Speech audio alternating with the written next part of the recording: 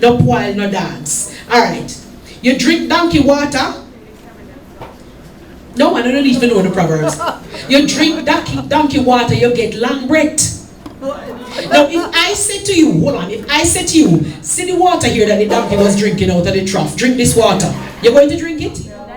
But suppose you are wanting to be a famous athlete and you want to compete against Usain Bolt, or you're overweight and you want to lose 30 pounds by next week, or you want this job and you're not going to get the job. And I said to you, you know something? If you drink this donkey water, you're going to, all of a sudden you're going to drink donkey water, right? So the proverb is, if you drink donkey water, you get long breath. In other words, whatever it is that you want to do, sometimes you will actually go through something in order to achieve that particular goal. All right. Let me go to this other CD now. There are two different CDs I have. This, I think, is one of my favorite proverbs. Drum knock on the water bottom, the sound must come at top. Drum knock on the water bottom, the sound must come at top. So sometimes you do things, or people do things and them hide, and them things say, well, nobody now will find out. They do it under the cover of darkness. Or in the fullness of time, it is going to come to the surface and everybody will know. It's just a matter of time. So the proverb is, drum knock on the water bottom, the sound must come at top. And one of the beautiful things about us as Jamaicans, is how we can use things like proverbs to code information, especially when we want to shut out the rest of the world. Like you have some foreigners around you, or some people you don't want them to understand what you are saying. You use the proverbs and you code it. In the same way we code things like body language. I don't know anywhere else in the world where people take their mouth and point.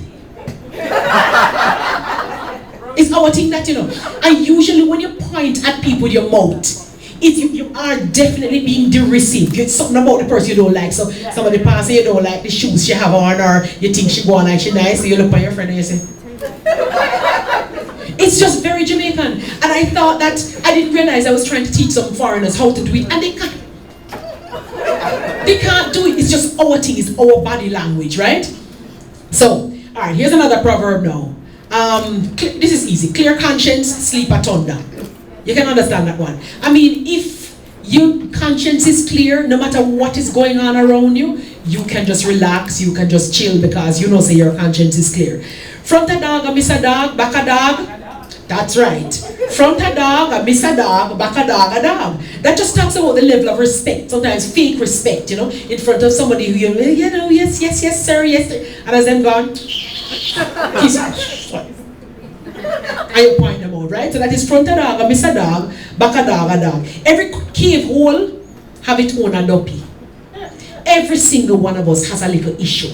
You look at Barack Obama, you look at people you think are so together. Every cave hole have its own a duppy. But you don't necessarily know what for them duppy is. You understand? And you think, oh boy, things not going well for me. Everybody have them little thing I deal with. Right.